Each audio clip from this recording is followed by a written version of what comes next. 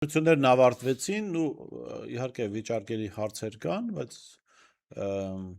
պատկերը հասկանալի է հիմա։ Կեղծված է, կեղծված չի, այս կողմի, այն կողմի գործողություններն հասկանալի են, նկատելի են, դուք ինչպես է գնահատում ես ընտրական գործընթացը, խնդրեմ։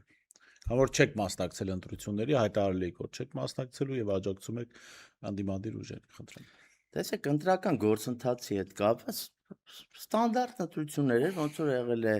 սրանից առաջվա ընտրությունը, այդ ընտրությունից մի հատ էլ առաջվա ընտրություն, այսինքն մենք տեսել ենք վարչական ռեսուրսի կիրառում իշխանության կողմից,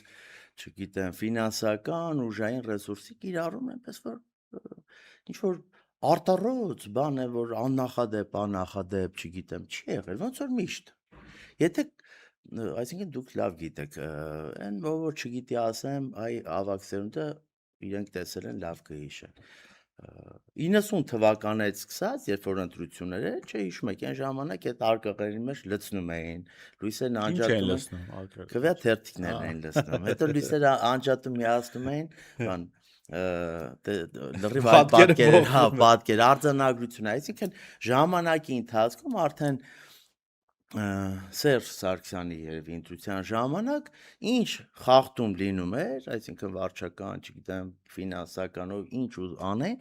մինչև քվյատուփները տեղի էր ունենում, այո, ընտրատեղամասից հիմնականում դուրս։ Երբ որ մարդը գնում էր ընտրության, ինքը արդեն կարողանում էր ընտրել այն ուժին, այն տեխնացուին, ու ինքը ցանկանում էր։ Հերթական ընտրություններ իր արատավոր խնդիրներով հանդերձ, այսինքն ցավոք սրտի այս անգամ մեզ չհաջողվեց հավաքական, հա, առումով Հայաստանի չհաջողվեց ունենալ այդ վարչական ռեսուրսը բացառել, հակառակը, ոնց կանաց մնաց։